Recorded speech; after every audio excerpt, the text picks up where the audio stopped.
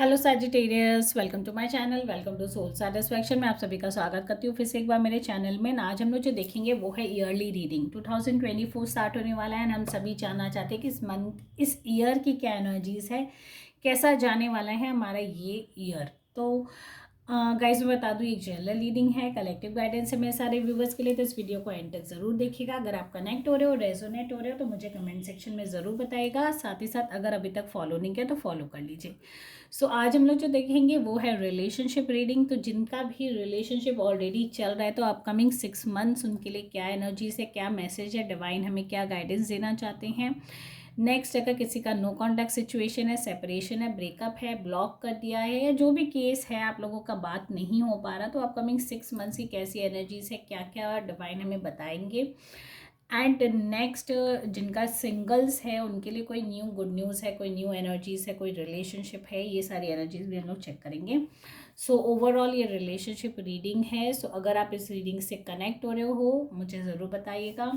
तो चलिए अपने डिवाइनल एनर्जी से फर्स्ट ऑफ ऑल कनेक्ट हो जाइए एंड देख लेते हैं डिवाइन हमें क्या गाइडेंस देना चाहते हैं।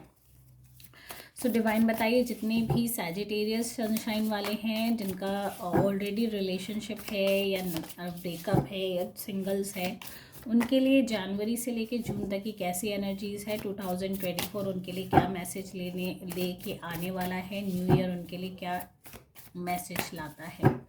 सो डिवाइन बताइए। फर्स्ट ऑफ ऑल हम लोग 3 मंथ्स की एनर्जीज चेक करेंगे, जनवरी, फरवरी, मार्च। तो डिवाइन बताइए, जितने भी सैजिटेरियस सनशाइन वाले 2024 in terms of love relationship, उनके लिए जनवरी, फरवरी, मार्च क्या मैसेज लाएगा।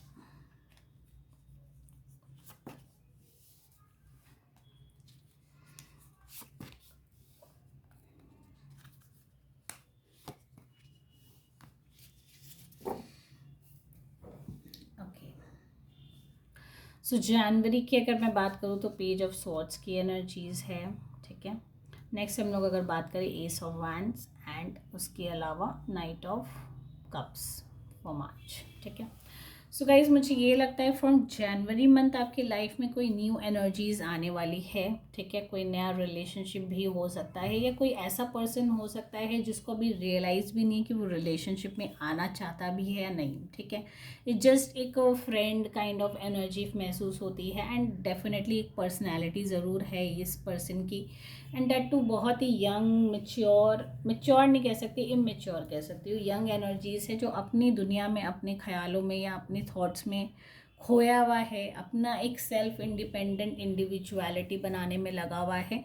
तो उस सारे पर्सन के कांटेक्ट में आप आ सकते हो, या अगर आप खुद भी वैसी एनर्जीज़ को कैच करते हो, समझ रहे हो या कनेक्ट हो रहे हो, मैं जिस पर्सन की बात कर रही हूँ, तो इस मंथ आप अपने आप पे बहुत ज़्यादा फोकस्ड करने वाले हो। अपनी सारी चीज़ों में हो सकता है अपने आप को सेल्फ पैम्पर करो, अपने आप को इम्प्रोवाइज़ करो या अपने पे ज़्यादा वक्त, अपने आपके साथ ज़्यादा वक्त बिताओ।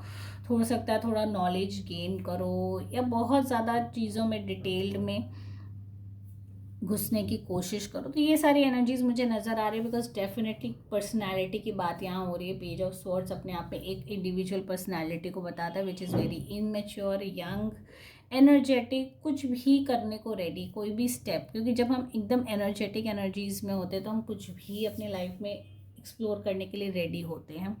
बस थोड़ा सा डिसीजन मेकिंग पावर इस मंथ हमारा लो हो सकता है। जो भी अगर रिलेशनशिप में आप, हो सकता है थोड़ा सा केयरलेस हो सकते हो, अपने आप पे इतना ध्यान दो कि अपने पार्टनर पे आप कम ध्यान दो। तो ये सारी एनर्जीज इस मंथ महसूस होती है कि ये एक रीज़न हो सकता है रिलेशनशिप में डिफरेंसेस आने के लिए। तो थोड़ा उन पे भी, अपने पार्टनर पे भी थोड़ा सा केयर करिए if you already in a relationship, ठीक है।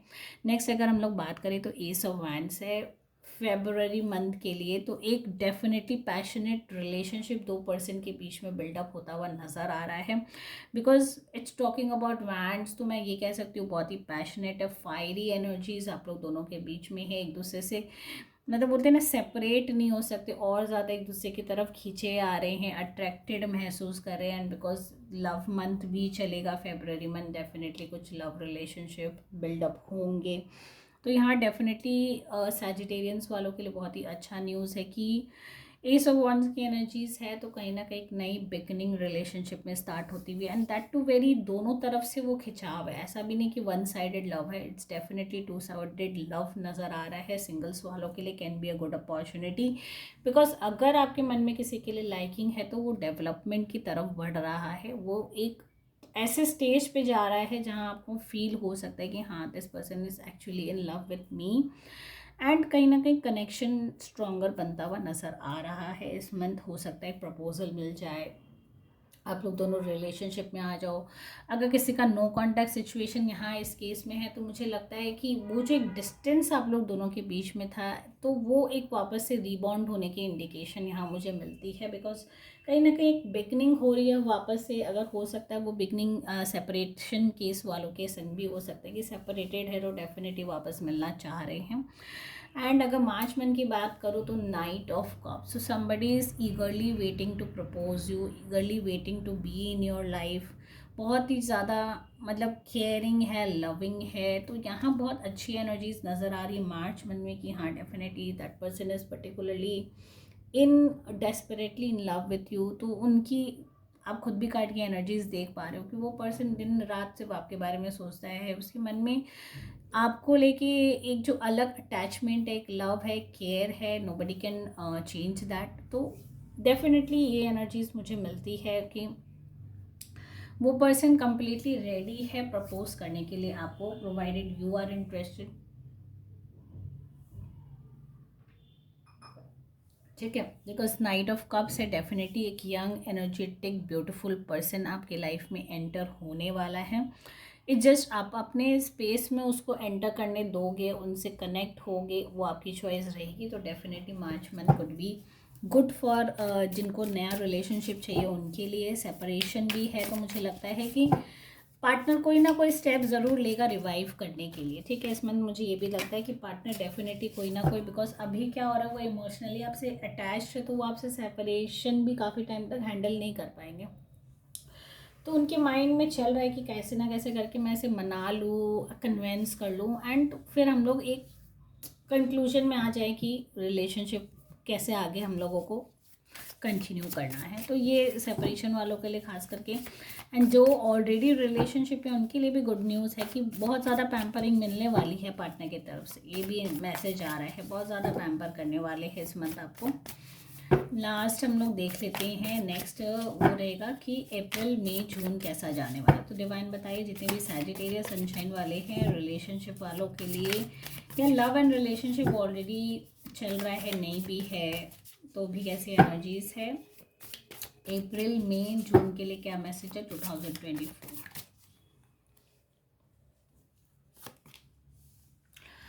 ओके, सो 4 ऑफ कप्स की एनर्जीज नज़र आ रही है यहाँ पे। द हैंग्ड मैन वाला सिचुएशन भी है, तो काफ़ी डिफरेंट एनर्जीज यहाँ पे अगर आप देखो तो है। ठीक है, बस स्वॉर्ड्स है, कप्स है, वैंड्स है, तो different different energies, mood swings मैं कह सकती हूँ, बहुत ज़्यादा फ्लक्चुएटिंग रहने वाला है आपके लिए। ठीक है, talking about April month 4 of cups है। ठीक है, अगेन आई मत से जिनका रिलेशनशिप ब्रेकअप हो चुका है, वर्कआउट नहीं किया कोई भी रीज़न के लिए, तो इस मंथ डेफिनेटली डिवाइन की तरफ से एक स्लाइटली, देखिए मेरे संग भी ऐसे एक्सपीरियंस हुआ है। हम लोग पास्ट में इतने ज़्यादा खो जाते हैं, पास्ट रिलेशनशिप को में अगर काम नहीं किया तो सिर्फ वो उसी के पीछे भागना, उसी के बारे में सोचना। सो जो डिवाइन हमारे लिए अचानक से एक जो लाता है, and with in a blink अगर हम उसे इग्नोर कर देते हैं, रिजेक्ट कर देते हैं, तो कुड बी मतलब लाइफ में फिर रिग्रेशन कहीं ना कहीं आता है। तो you have to be very careful. अपने 4th मंथ में आपको like for in the month of April आपको बहुत ही केयरफुल रहना। अगर आपका ब्रेकअप हो गया, रिलेशनशिप टूट चुका है, कुछ काम नहीं कर रहा, तो उस समय जो डिवाइन अपनी तरफ से एनर्जीज आपको भेज रहे हैं, you have to be cautious, you have to be very, मतलब आपको बहुत ज़्यादा ओपन माइंडेड क्लियर रहना है। जो एनर्जीज आ रही है उसको काफ़ी हद तक आपको एनालाइज करके फिर एक्शन लेना है कि जो डिवाइन की तरफ से आपको ऑफर हो रहा है अगर आप इग्नोर कर देते हो। बेसिकली कार्ड से वही एनर्जीज मिल रही है कि आप अपने पास्ट इश्यूज़ में बहुत ज़्यादा डिप्रेस्ड रहोगे, खोए हुए रहोगे, एंड कहीं ना कहीं पास्ट मेमोरीज में लॉस्ट रहोगे, जिसकी वजह से जो अपकमिंग आपके लाइफ में आने वाला है वो अपॉर्चुनिटी चली जाएगी आपके पास। बहुत शॉर्ट ड्यूरेशन की होती है वो अपॉर्चुनिटी, अगर तो आपने इग्नोर कर दी तो maybe it could be lead to regret हो सकता है फ्यूचर में आपको जाके कि डिवाइन ने मेरे सामने बहुत अच्छी अपॉर्चुनिटी दी थी पर मैंने एक्सेप्ट नहीं की, जिसकी वजह से मेरी आज ये सिचुएशन है। तो ऐसा होता है प्रैक्टिकल सेंस में, it could happened with me, मेरे साथ भी हो चुका है। तो ऐसा होता है कि अगर हम लोग राइट टाइम में राइट एक्शन नहीं लेते हैं, चीज़ों को एनालाइज नहीं करते हैं, past memories, breakups and emotions में लॉस्ट रहते हैं, तो हो सकता है वो अच्छी अपॉर्चुनिटी हमारे सामने से चली जाए। तो you have to be very cautious. अगर ऐसा कोई अपॉर्चुनिटी आ रहा है तो मेक श्योर कि आप उस पर थोड़ा सा टेंशन ज़रूर दें, ठीक है। Coming to next month, May month, the hanged man, ठीक है। तो इस मंथ मुझे लगता है रिलेशनशिप में आपको बहुत ज़्यादा मतलब स्टक फील करोगे। इतने टाइम से जो रिलेशनशिप परफेक्ट चल रहा था, एवरीथिंग वाज फाइन गुड, सब अच्छा चल रहा था, तो एक कहीं ना कहीं एक हॉल्ट सा नज़र आ रहा है। हैंगमैन मतलब ऐसे सिचुएशन में अभी आप हो, या ये भी हो सकता है डुअलिटी वाले सिचुएशन में हो कि मुझे क्या करना चाहिए, मेरा डिसीजन लेने में इश्यूज आ रही है, चॉइसेस में आपको दिक्कत आ रही है। आपको ऐसा सिचुएशन होगा कि मैं इस रिलेशनशिप से बाहर जाना चाह रहा हूँ पर जा नहीं पा रहा हूँ, मैं कहीं ना कहीं अपने आप को स्टक महसूस कर रहा हूँ, अटका हुआ मेरे को फील हो रहा है एंड कहीं ना कहीं ट्रैप्ड महसूस हो रहा है। तो ये सारी एनर्जीज आपको डेफिनेटली कैप्चर कर रखी है, करती रहेगी, जिसकी वजह से आप हो सकता है इस मंथ थोड़ा सा आपको लगेगा कि आप डिवाइनल एनर्जीज पे सरेंडर हो जाओ। डिवाइन ये कहते हैं कि अगर कुछ भी ऐसी चीज़ें हो रही हैं आपके साथ जो एक्चुअली में इट्स नॉट वर्किंग, तो वो उस समय जो बेस्ट सोल्यूशन रहता है डिवाइनल एनर्जी से कनेक्ट हो जाना। तो May month definitely calls for a divinal power for you. उनसे जितना स्पिरिचुअली आप अपना कनेक्शन बिल्डअप करोगे उतनी आपको क्लैरिटी मिलती जाएगी, ठीक है। Next coming to June month is 3 of wands. 3 of wands कहीं ना कहीं आपने अपनी लाइफ में एक परफेक्शन पा लिया है, ठीक है। अगर आपका रिलेशनशिप स्ट्रॉन्गर चल रहा है, एक कमिटमेंट अच्छा चल रहा है, तो now you are heading towards something new, ठीक है। आपको चाहिए कि अब मैं आगे और एक्सप्लोर करूं, ठीक है। It could also lead to travel, ये भी हो सकता है अपने पार्टनर के संग कोई ट्रैवल प्लान करो, या ये भी हो सकता है बहुत ज़्यादा प्रैक्टिकल सेंस में मैं बात करूँ तो आप इस मंथ बहुत ज़्यादा प्रैक्टिकली अपनी चीज़ों को लोगे and heading towards new opportunity, ठीक है। तो पास जो भी है, हुआ नहीं हुआ, वर्कआउट किया नहीं किया, that is not holding you back, वो आपको पीछे नहीं खींच सकता, ना खींचेगा। तो इस मंथ आप बहुत ज़्यादा वो ओपन माइंडेड रहोगे, प्रैक्टिकल रहोगे और अपनी चीज़ों को आगे बहुत ही ज़्यादा मतलब you are full of love and care and affection and मैं कह सकती हूँ पैशन की आपको कोई रोक नहीं सकता। एक काम नहीं किया दैट डजंट मीन्स कि मैं पीछे जाके उस चीज़ को रिग्रेट करती रहूँ, नहीं। You will be in that scenario कि हाँ नहीं चलो आगे मूव ऑन होना है, अब देखते हैं। It could also mean a third person interfering in your life, ठीक है। 3 ऑफ वैंड्स है, तो बी केयरफुल दिस मंथ। अगर आप रिलेशनशिप में हो थोड़ा सा अपने पार्टनर पे ऑब्जर्व रखिए, या अपने खुद के सेल्फ पे हो सकता है कि कोई एनर्जी आपके संग कनेक्ट करने की कोशिश करे, because it's all about energy and connection. तो आपको थोड़ा सा केयरफुल रहना है। रेस्ट गाइज, अगर आप इस रीडिंग से कनेक्ट हो रहे हो 6 मंथ्स की रीडिंग से, तो मुझे कमेंट सेक्शन में ज़रूर बताइएगा। साथ ही साथ अगर अभी तक फॉलो नहीं किया तो फॉलो कर लीजिए। Thank you guys for watching my video and I very happy new year to you all. Bye bye, take care.